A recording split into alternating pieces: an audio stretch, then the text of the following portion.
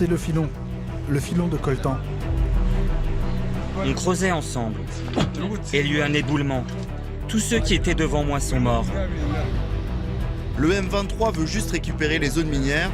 Ils ne sont pas venus pour le bien du peuple congolais, mais plutôt pour piller les richesses de la République.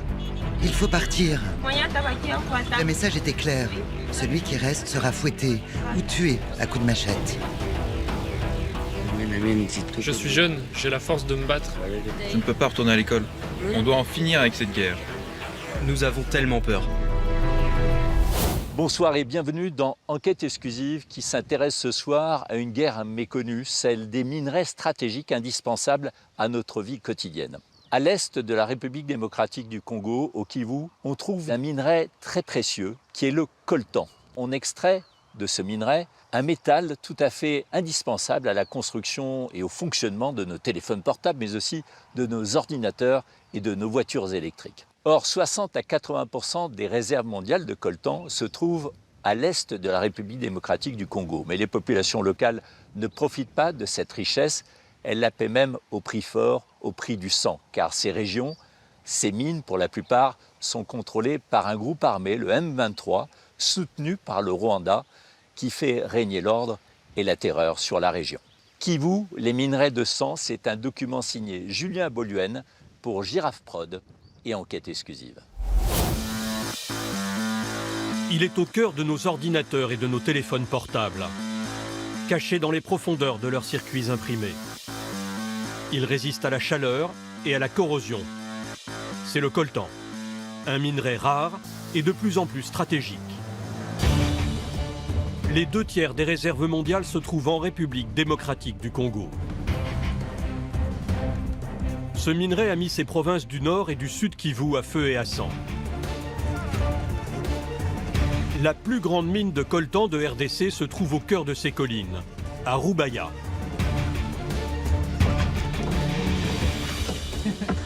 C'est du bon coltan, ça part à l'extérieur.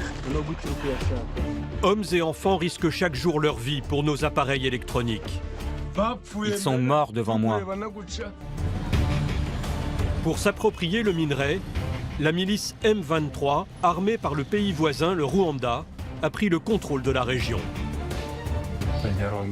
Les Rwandais nous pillent et apportent les minerais au Rwanda. La contrebande de coltan finance cette guerre dans laquelle des factions s'affrontent. Nous constituons un groupe Wazalendo très redoutable. Ils enrôlent même des enfants. J'ai décidé de me sacrifier pour mon pays. Ça, c'est mon collier anti-balles.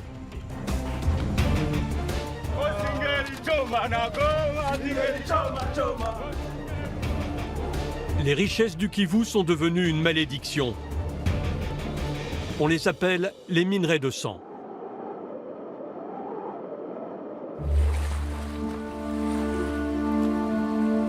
Avant la guerre du coltan, 30 ans de conflits ont déchiré la région.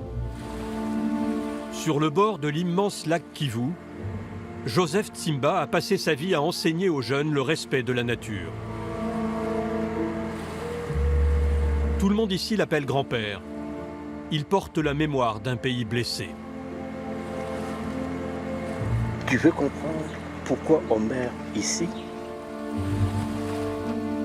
Regarde sous tes pieds, creuse un peu et tu verras du coltan, du cobalt, de l'or. Chaque trou dans la terre avale des hommes et recrache des dollars. Les mines du Kivu sont de cimetières.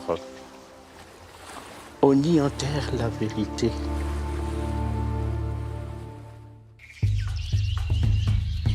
Les principales zones d'extraction minière se situent à 60 km de Goma, la capitale du Nord Kivu, à Rubaya.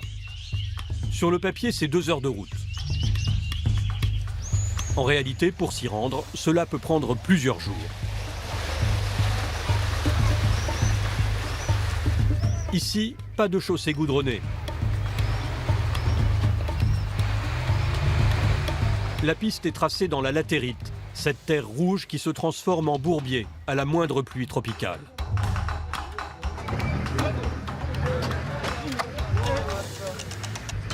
Amenez-moi la pioche. La pioche, dépêche-toi. C'est le seul axe de communication qui dessert une zone hautement stratégique. Dans le lit de la rivière qui descend de la montagne, 15 km avant Roubaïa, nous rencontrons les premiers mineurs. Ils tamisent le sable pour en extraire des fragments de roche.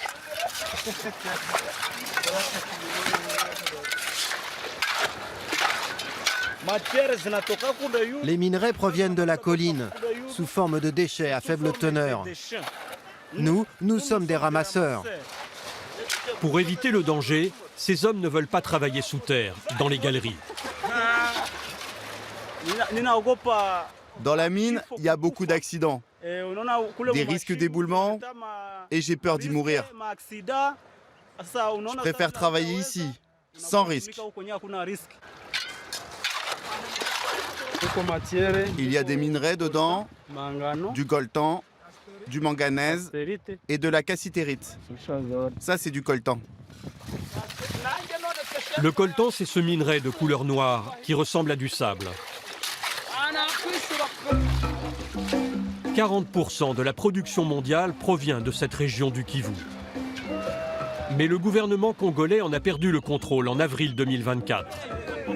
C'est désormais le groupe rebelle M23 qui occupe cette zone de Roubaïa et y exerce le pouvoir. La cadence est donnée à coups de sifflet et à coups de bâton. Ce jour-là, des milliers de mineurs sont réquisitionnés pour des travaux forcés. Comme Bonheur. Il a 23 ans. Il travaille ici depuis l'âge de 16 ans. Il nous parle sous le contrôle omniprésent de rebelles armés. Nous travaillons 6 jours à la mine et le 7e, nous venons construire la route. Bref, nous n'avons pas de jour de repos. C'est obligatoire, c'est obligatoire. Les soldats assurent la sécurité. Ils surveillent que chaque citoyen travaille et que tout se passe bien. Bonheur et les autres terrassent la montagne à coups de pelle pour stabiliser la piste. L'organe vital pour accéder à la mine. Ici, quand la rivière déborde, elle détruit le pont. C'est pourquoi nous sommes venus changer le cours de la rivière. Pour que notre route soit meilleure.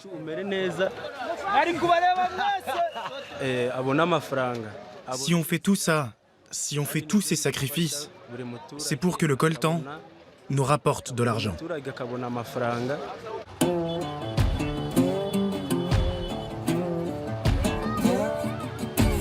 La ruée vers le coltan a attiré des dizaines de milliers de personnes par vagues successives à Roubaïa. Cette ville champignon a poussé autour de la mine. Ici, tout le monde cherche fortune, sous la coupe du M23. Depuis 3 ans, ce mouvement dissident formé d'anciens militaires de l'armée régulière a lancé une guérilla contre le pouvoir central congolais.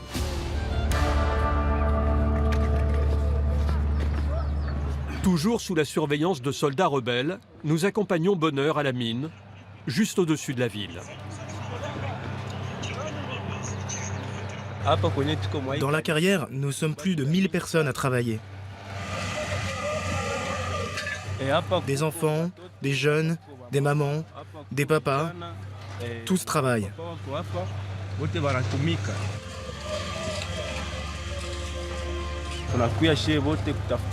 On cherche tous à gagner des sous. La mine de Roubaïa est la plus grande mine artisanale de coltan du Kivu. Éventrée sur 3000 hectares, la montagne crache chaque jour des centaines de tonnes de roches mélangées à du sable.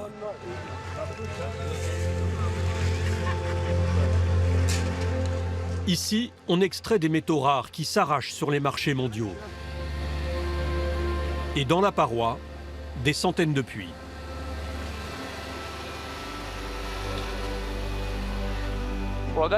Avant de commencer le travail, nous prions le bon Dieu pour sa protection, car là en bas, c'est la galère. On entre par ici et on ne sait pas si on va en sortir. Il n'y a que Dieu qui nous garde. Beaucoup sont morts ici.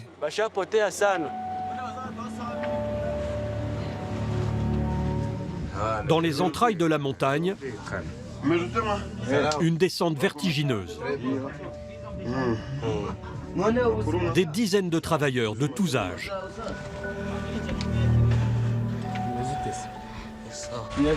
Tu as quel âge?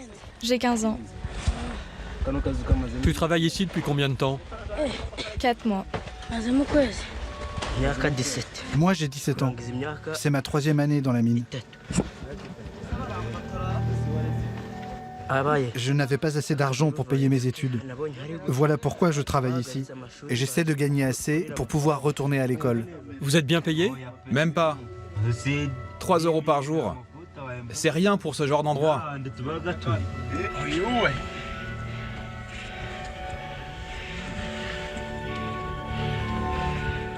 Mon ami là, il dort. Il est déjà fatigué. Dans ce qu'ils appellent le trou, tout est difficile. Il y a la peur et la difficulté à respirer. Ça fait combien de temps que tu es dans la mine? Depuis hier, jusqu'à maintenant. Mais je suis impatient car on est proche de sortir. Donc ça fait un total de 24 heures. Ça fait plus de 24 heures. Tu manges quoi? Un beignet, c'est pas trop mauvais. C'est ta ration journalière? Oui, il n'y a que ça pour toute la journée. Bonheur descend toujours plus profond. Il rampe à travers des étayages hasardeux dans un dédale de galeries, toutes plus fragiles les unes que les autres.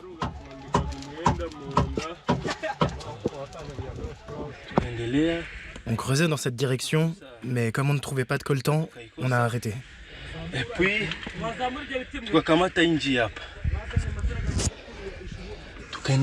alors on a créé une nouvelle galerie dans cette direction-là.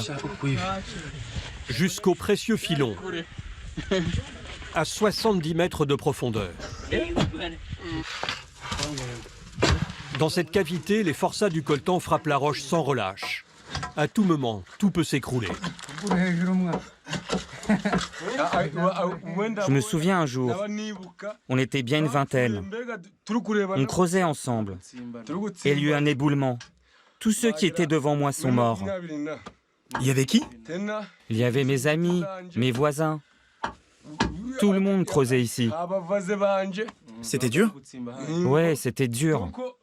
Parfois, il arrive que le boss décide de ne pas sortir le cadavre pour ne pas avoir à le ramener à sa famille.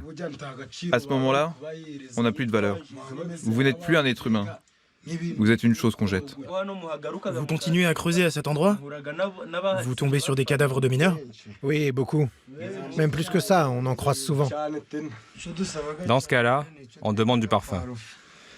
Parce que le corps est déjà décomposé et dégage une très mauvaise odeur.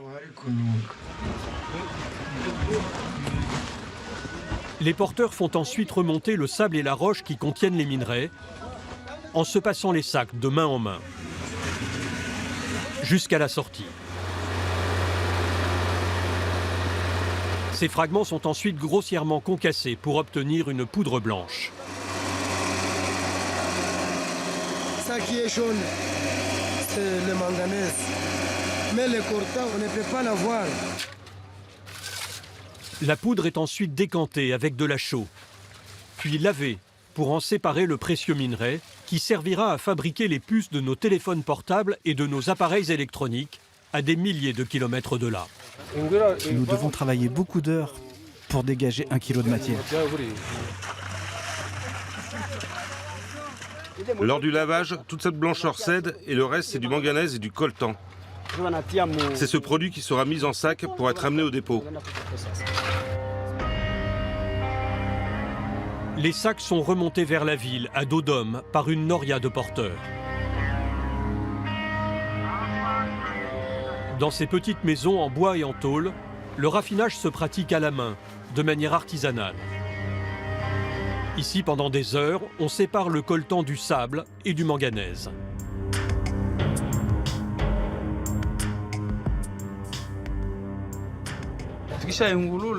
Une fois tamisés, nous récupérons et séparons la cassitérite et le coltan. Pas la moindre machine pour aider les hommes. Les particules de fer et les impuretés restent accrochées. Le bon produit, lui, n'est pas attiré par l'aimant.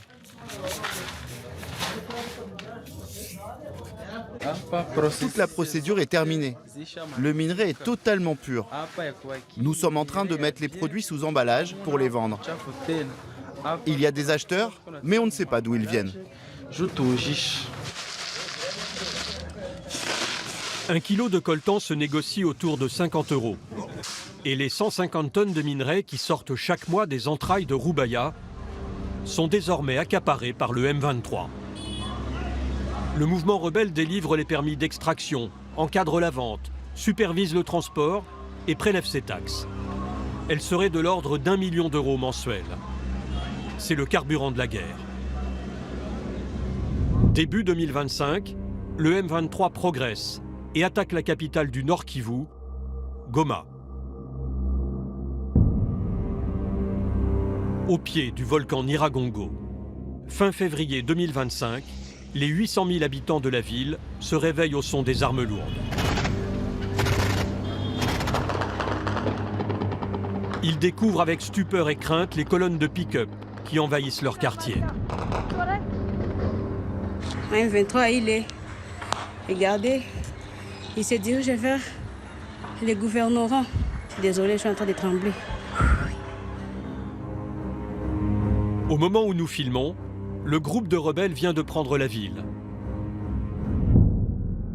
La métropole est à l'arrêt, sous le contrôle de ses nouveaux maîtres. Ils n'ont pas affronté de réelle résistance. Les militaires de l'armée régulière congolaise gagnaient moins de 100 € par mois. Dans un pays où le salaire moyen est de 50 €, la plupart n'étaient même plus payés. Beaucoup ont préféré fuir. Cet ancien sergent a combattu en première ligne. Aujourd'hui, il se cache. On n'avait presque rien à manger. On ne nous apportait que quelques sardines et des biscuits. On manquait aussi de munitions. Il n'y avait plus d'officiers. Il ne restait que des chefs de section, des sergents comme moi. On a eu beaucoup de morts et de blessés. On se demandait qu'est-ce qu'on va pouvoir faire. Des collègues ont proposé qu'on s'habille en civil et qu'on abandonne nos armes. Comme ça, on allait peut-être s'en sortir vivant. Si le M23 me capture, je ne sais pas ce qu'ils vont faire de moi. C'est le chaos. Beaucoup de civils cherchent à quitter la ville.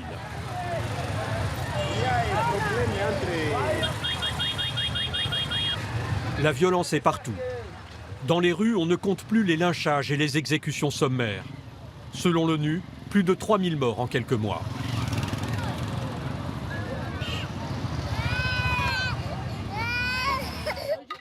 La plupart des ONG ont déserté.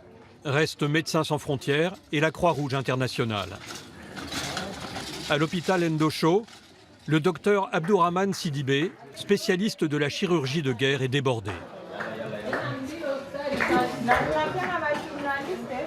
Dans la radio, on peut voir la balle ici, mais demain, la balle peut bouger aussi. En 6 semaines, l'hôpital a reçu 1500 blessés de guerre. La plupart sont des civils. Parmi eux, de nombreux enfants. La balle est rentrée au niveau du dos et sortir au niveau de la cuisse. En sortant, l'abdomen était touché, la vessie et le rectum. Elle a 2 ans.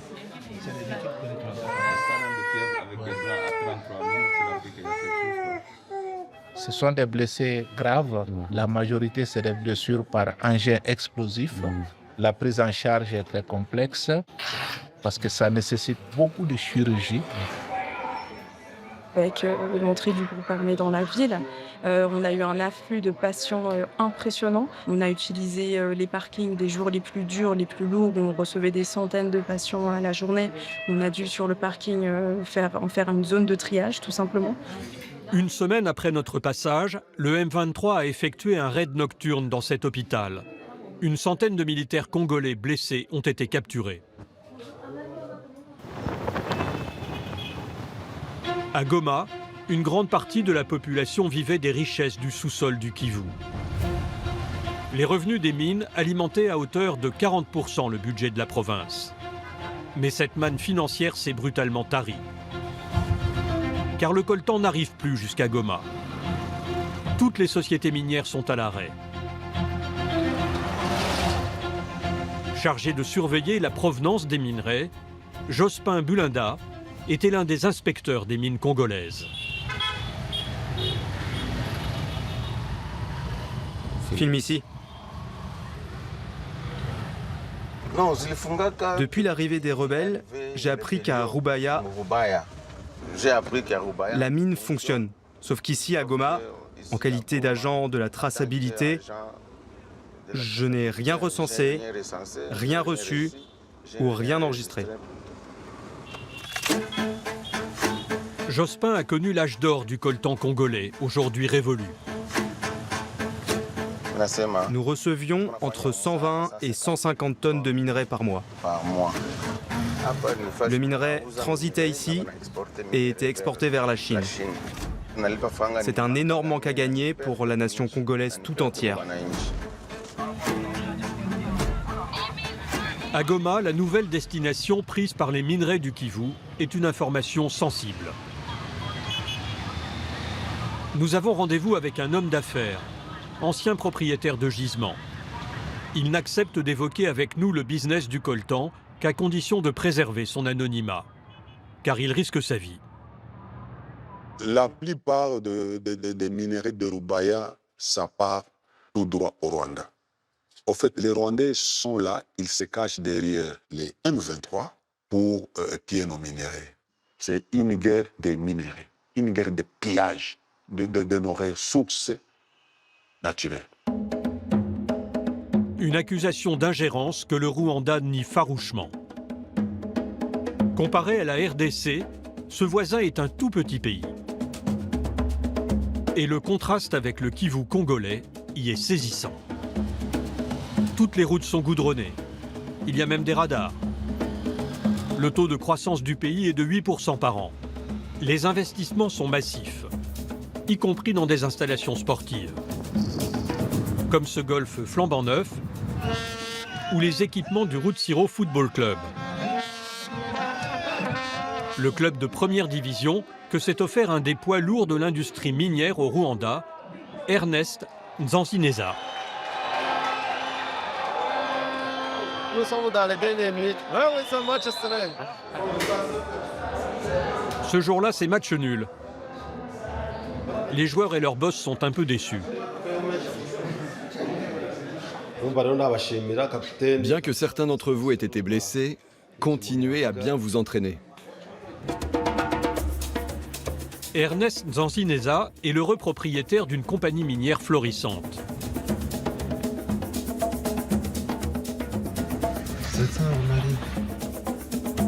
Il va s'employer à nous démontrer que son pays n'a pas besoin des minerais congolais. Le Rwanda compte 150 sociétés comme la sienne.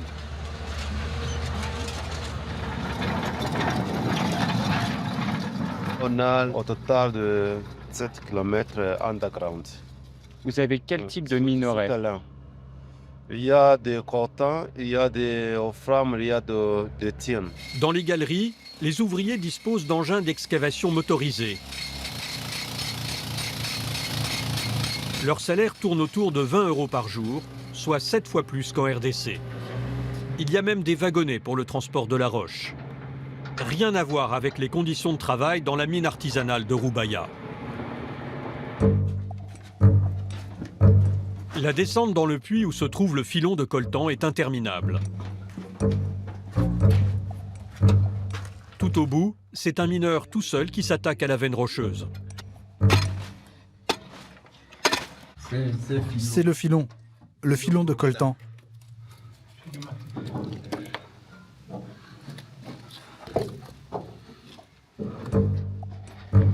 Cette société minière dit exporter une vingtaine de tonnes de coltan chaque année qui partent vers l'Asie et l'Amérique.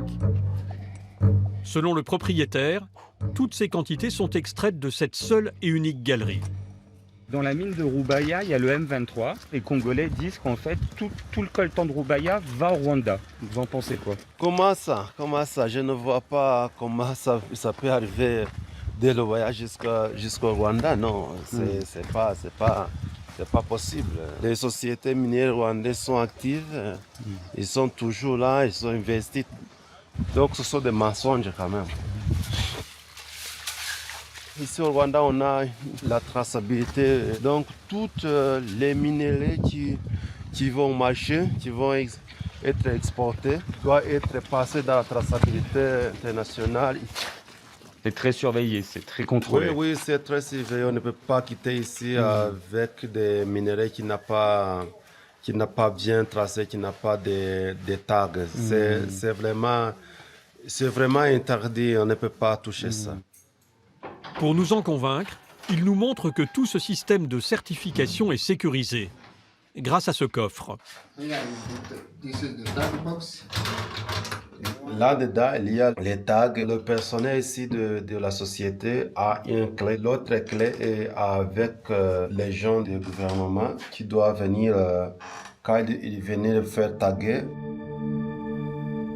Le tag, c'est cette languette plastique dotée d'un code-barre censé garantir l'origine des minerais. Sauf que ce système de certification servirait surtout à les blanchir. Le Rwanda est devenu le premier exportateur mondial de coltan, doublant ses ventes en 2 ans, de 1000 à 2000 tonnes. Et selon les experts de l'ONU, ces volumes seraient artificiellement gonflés. Le coltan de la mine de Roubaïa, contrôlé par le M23, continue d'être acheminé en contrebande vers le Rwanda pour être ensuite mélangé à la production d'origine rwandaise et exporté. Pour assurer sa mainmise sur les mines du Kivu, le Rwanda soutient donc les rebelles congolais du M23. Cette organisation militaire assoit rapidement son autorité. Elle installe son administration. Et avec ses 5000 hommes, elle exerce son contrôle sur Goma, jusque dans les lieux de culte.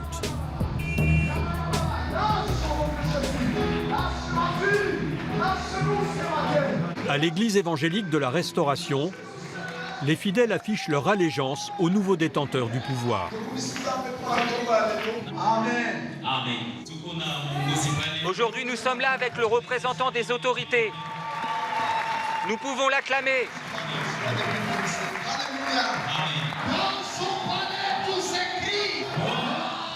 Le colonel Willy Ngoma, un des hommes forts du M23, est l'invité d'honneur de la messe.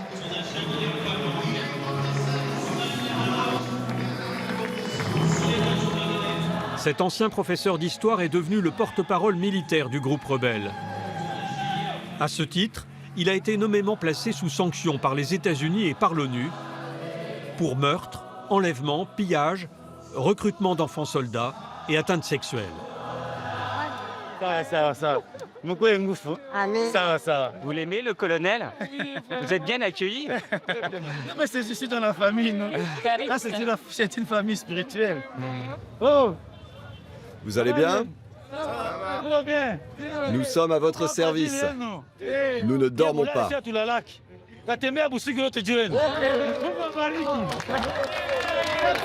Partout où il se déplace, le colonel veut nous montrer qu'il est bien accueilli par la population.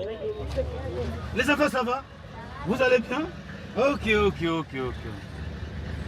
Il veut nous convaincre que le M23 est un mouvement national congolais.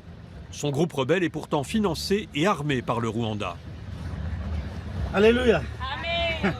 Moi, je suis né à Kinshasa, grandi à Kinshasa. J'ai fait mes études au Congo central et à Kinshasa. On entend souvent que le Rwanda soutient le M23. Est-ce que vous pouvez nous dire? Ça, c'est faux et archi faux. Chez nous, les M23, nous sommes soutenus par aucune armée. Nous sommes les dignes fils de ces pays. Le pays est en désordre. C'est cela nous avons pris les armes pour changer un peu les choses dans ces pays. Il n'y a aucun militaire rwandais sur le sol congolais. Ce n'est pas la vérité. Ces images authentifiées par l'ONU attestent de l'engagement de plusieurs milliers de soldats rwandais sur le sol congolais. Colonnes de véhicules, lance-missiles équipés d'un radar, bataillons en mouvement dans les collines.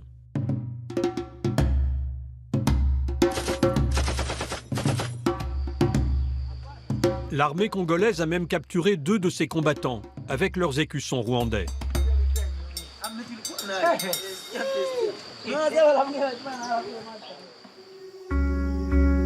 Derrière cette guerre et l'intervention du Rwanda en RDC, il n'y a pas qu'une rivalité autour du contrôle des mines. Il y a un lourd passé et les suites d'un conflit ethnique vieux de plus de 30 ans. Au printemps 1994, le régime rwandais, dominé à l'époque par les Hutus, déclenche un génocide contre la population Tutsi. 800 000 morts.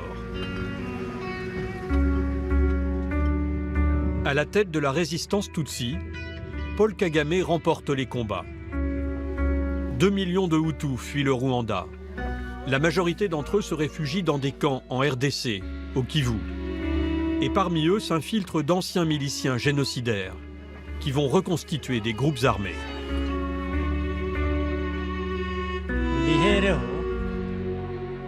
Toujours au pouvoir au Rwanda, Paul Kagame utilise aujourd'hui le M23 pour combattre ces miliciens Hutus en RDC.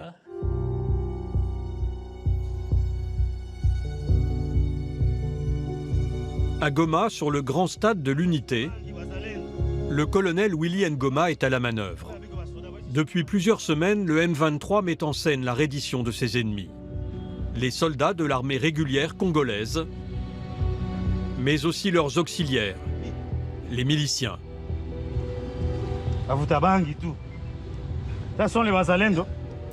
Certains d'entre eux sont issus des rangs de groupes armés Hutus. Les plus âgés n'obtiennent aucune indulgence du colonel. Ils auraient pu participer au massacre des Tutsis en 1994. Imaginez ce vieux, il a quel âge? Il a quel âge? Peut-être ils ont commis le génocide au Rwanda. Et nous n'allons pas accepter ces gens qui ont commis des génocides chez eux, qui continuent encore à éduquer la jeunesse pour qu'ils créent encore un autre génocide au Congo. Nous disons que ça ne se passera jamais au Congo. Jamais le génocide passera au Congo. Le M23 ne gardera pas longtemps ses prisonniers. Direction la frontière avec le Rwanda. Les autorités rwandaises recherchaient ces miliciens Hutus depuis 30 ans.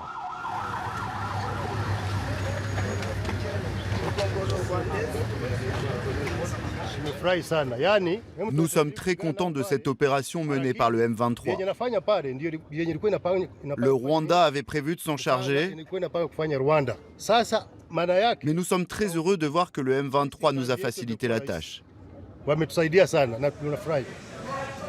Ce jour-là, 15 prisonniers sont remis aux autorités rwandaises. Parmi eux, une prise de choix, le général Ezekiel Gakwerere. L'homme est accusé par le tribunal pénal international d'avoir participé au génocide de 1994.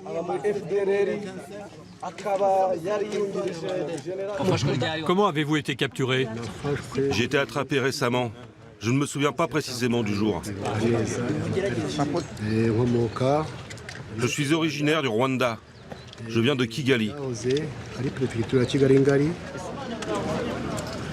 Cet homme sera jugé dans son pays d'origine pour avoir participé au massacre des Tutsis. Il entre dans la Jeep. On ne veut pas qu'il nous parle en swahili ou en français. 3 semaines après Goma, le M23 poursuit son offensive éclair et prend Bukavu, la capitale du Sud Kivu. Le groupe rebelle étend son emprise sur un territoire, riche lui aussi de minerais rares et d'or, sans affronter là non plus de véritable résistance.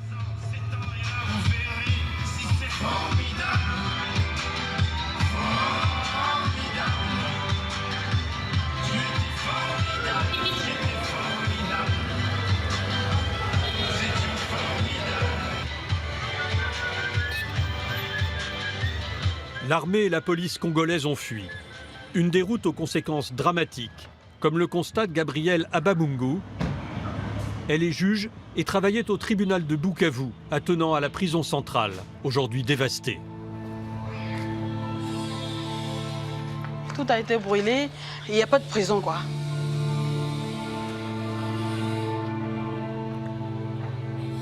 Mais qui a fait ça? On peut dire que ce sont ceux qui étaient dedans. C'était même à la veille que la ville soit prise. Parce qu'on se souvient que les militaires qui étaient commis à la garde, ils étaient partis, ils avaient abandonné la prison. Et puis, eux aussi avaient commis leur forfait. Ils ont démoli, ils ont fait tout ce qu'ils devraient faire et ils se sont enfouis. Il y a plus de 1000 prisonniers en ville. La juge marche sur des années de travail.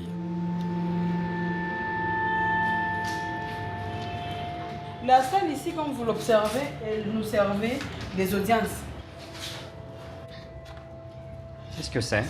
Ça, c'est les registres rouges. Par exemple, ici, il y a celui qui avait commis du viol d'enfants, le meurtre, assassinat, meurtre. Un peu partout là, il y a cette détention illégale d'armes et de guerre, assassinat, meurtre. Et tous ces gens-là sont dehors? Tous, sans exception, tous ces gens sont dehors.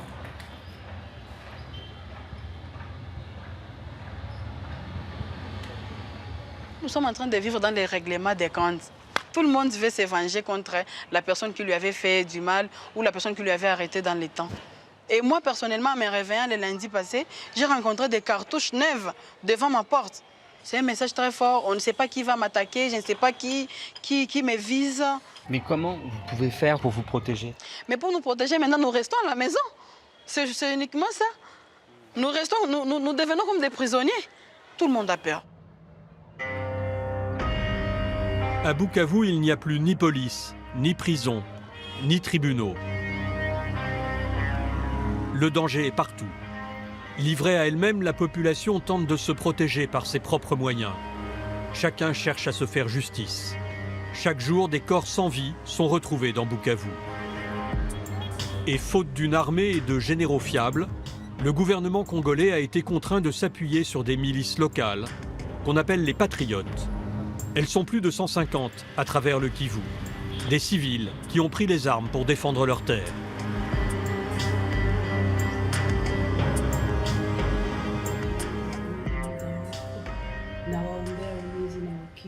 Michel Ange Kadjourou a 27 ans. Elle est journaliste dans une radio locale. Elle prie avec sa famille avant de partir en reportage dans les montagnes où s'est retranchée une des dernières milices congolaises qui n'a pas encore déposé les armes devant le M23. Dans cette zone, il y a des combats. C'est des troupes qui s'affrontent entre eux. Sûrement, il y a des blessés de guerre, il y a des femmes violées, il y a des personnes kidnappées. Il y a vraiment des atrocités qui se passent dans cette zone. C'est une zone rouge.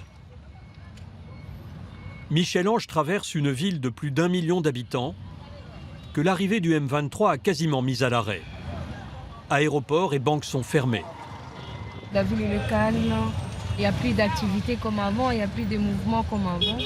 Les enfants ne vont pas à l'école, il y a beaucoup de commerces qui n'ont pas repris. Beaucoup de gens sont au chômage obligatoire. Donc c'est presque tout le monde qui est à la maison. Rien ne va. Michel-Ange roule vers le sud-ouest, vers Mwenga, à plus de 200 km de Bukavu. Avec son chauffeur, le trajet en voiture va leur prendre plus de 8 heures. Aujourd'hui, nous sommes les seuls sur la route. Les seuls à circuler. Ça fait peur. La route devient vite impraticable.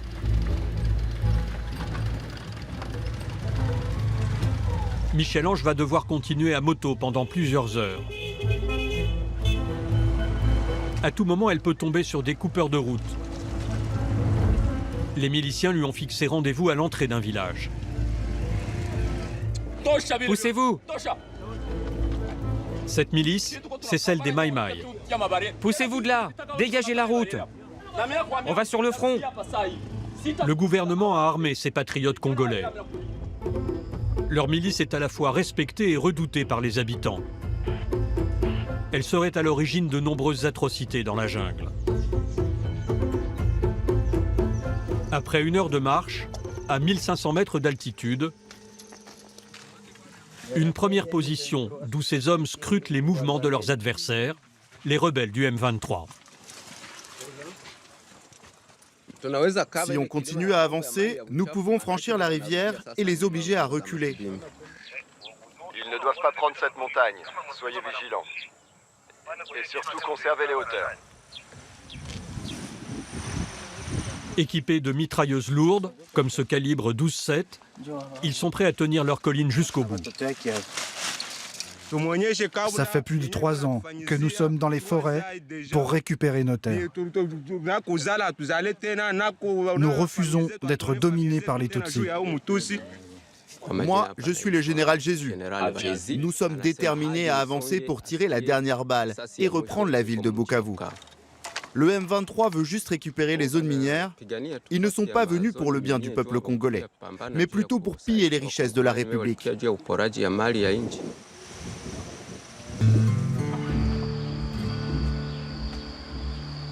Les guerriers Maï-Maï ont de nombreuses croyances. Ils s'imaginent invulnérables aux armes à feu.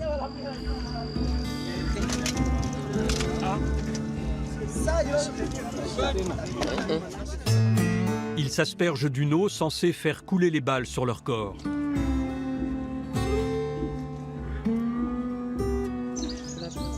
Ça, c'est mon collier anti-balles.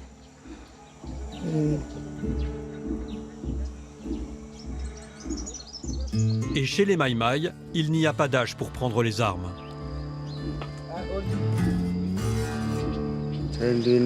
Quand j'ai vu mes frères souffrir et mourir, j'ai décidé de me sacrifier pour mon pays.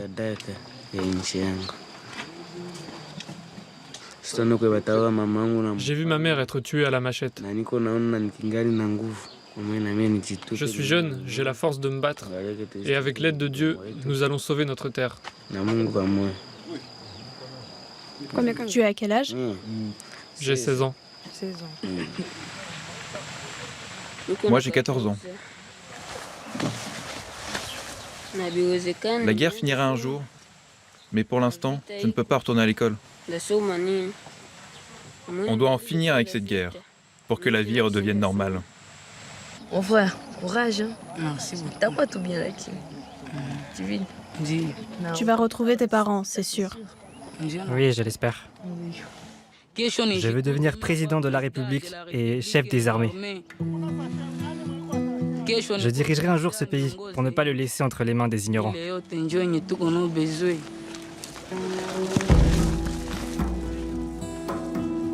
Ces enfants soldats sont en réalité beaucoup plus jeunes. Mais leur chef leur demande de mentir sur leur âge. Ils sont recrutés par les 150 factions armées actives dans cette région de RDC. Selon les ONG, il y aurait près de 10 000 enfants soldats enrôlés dans le Kivu. Toutes ces guerres déplacent des centaines de milliers de familles. À Goma, une mère de tente blanche. Le camp de Kanyaruchinya. Déplacés par les combats, 70 000 personnes vivent ici. Majoritairement des femmes et des enfants. Une ville dans la ville où chacun se débrouille comme il peut. Chancelienne Mapendo a fui son village avec ses 6 enfants, 2 ans auparavant. Pour les nourrir, elle glane chaque jour ce qu'elle peut trouver. J'ai juste ramassé ces feuilles en revenant de la décharge d'ordures où je travaille. Ça va être le repas des enfants. Son mari est tombé sous les balles du M23. Le M23 a attaqué mon village pendant que mon mari était au champ pour chercher notre nourriture. Ils l'ont trouvé et ils l'ont abattu. Il n'y avait plus rien à faire. Tout le monde s'est enfui. Et avec mes enfants, nous avons fui le village, sans même voir le corps de mon mari à cause des atrocités.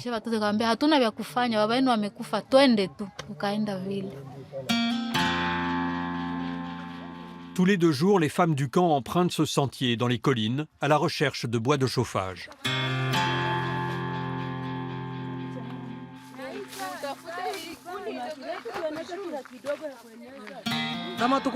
Nous marchons en groupe dans cette forêt parce que nous avons peur. Ensemble, nous pouvons mieux nous défendre et nous avons nos machettes. Sifa attend son 3e enfant. Elle a fui les combats qui ont fait rage dans son village il y a 2 ans. Là, je suis à 8 mois et demi de grossesse. Il me reste une semaine avant l'accouchement. En tout, on va devoir marcher 5 ou 6 heures. Alors quand je rentre, je suis très fatiguée. Et je ne sais pas comment je vais pouvoir mettre au monde mon bébé. Déjà, 2 de mes enfants sont morts de faim.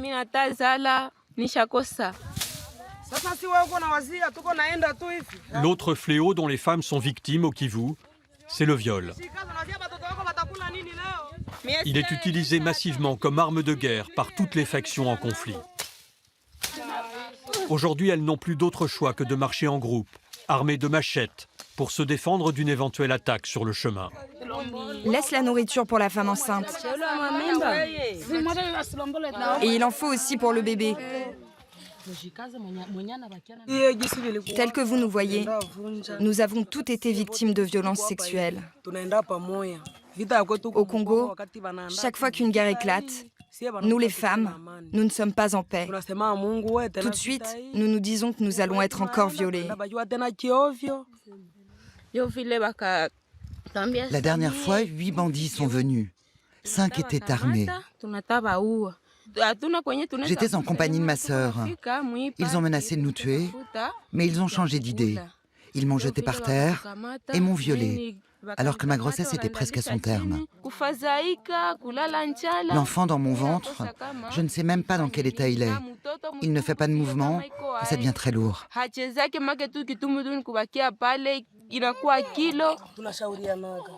Ces femmes ne savent pas qui sont leurs agresseurs, soldats, miliciens ou rebelles.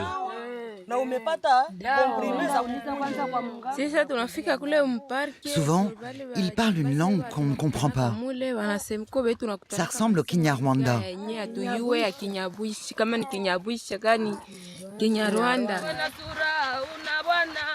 Le Kinyarwanda, c'est la langue rwandaise. En 2024, Médecins sans frontières a pris en charge 40 000 survivantes de ces crimes sexuels. Un record glaçant. 2 jours plus tard, nous revenons au camp et l'ambiance a changé. Le M23 a donné l'ordre de vider les lieux et de partir.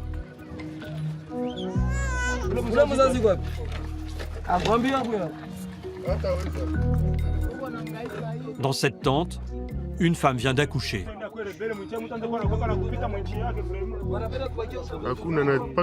Nous n'avons absolument rien. Même ma femme n'a rien mangé depuis qu'elle a accouché. J'ai beaucoup de vertiges et je saigne beaucoup. Je peux à peine bouger, je n'ai même pas la force d'aller dehors.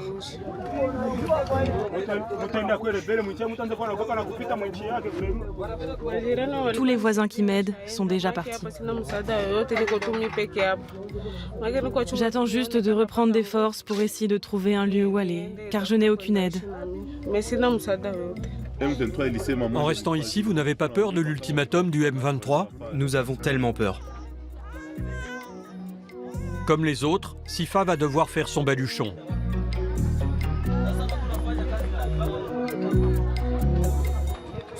Qu'est-ce qu'on fait? On s'en va? On reste dans le camp? On risque de se faire chasser? Il faut partir. Le message était clair. Celui qui reste sera fouetté ou tué à coups de machette. Ils ont interdit que les églises nous accueillent. J'allais me réfugier là-bas. Je n'ai nulle part où aller. Nous les Congolais, nous sommes fatigués de fuir tout le temps. Et en 3 jours, il ne reste plus rien.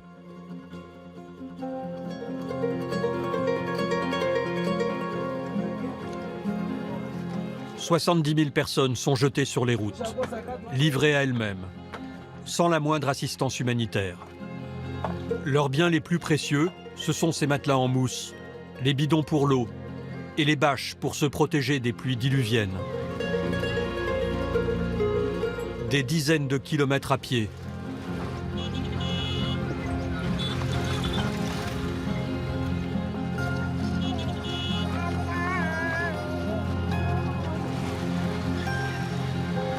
Et pour Sifa, à la fois l'espoir et la crainte de retrouver son village.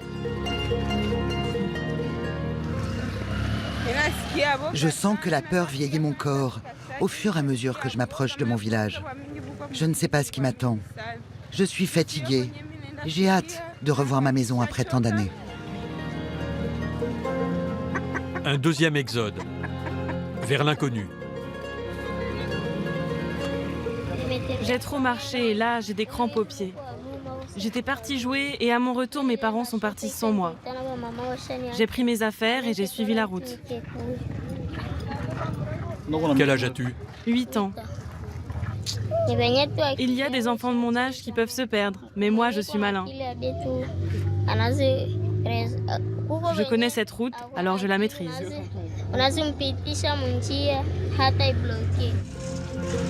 Sur cette route de tous les dangers, les enfants risquent à tout moment d'être enlevés et forcés à combattre par les différents groupes armés. Après une journée de marche, le village de Sifa, Kingé. Les combats y ont été très violents. Les lieux sont déserts. Oh mon Dieu, mon quartier fait peur. Regarde ce qu'est devenu notre école. La maison de Sifa est encore debout, mais elle la reconnaît à peine.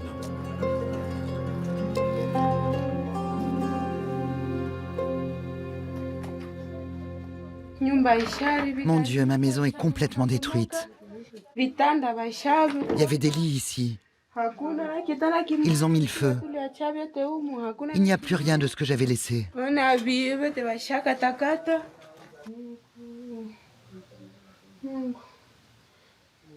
J'ai peur de vivre ici.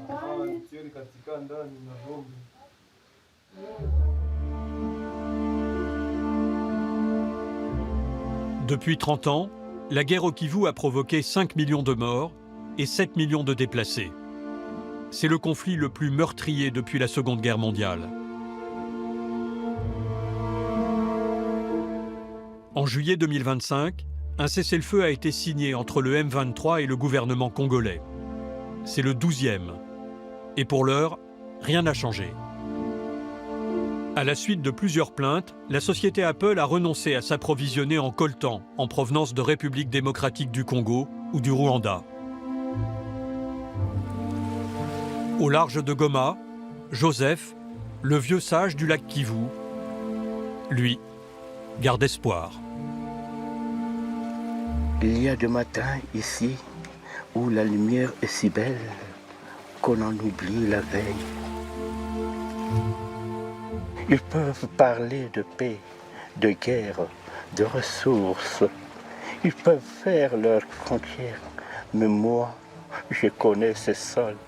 Je suis du Kivu. Et je l'aimerai jusqu'au dernier souffle.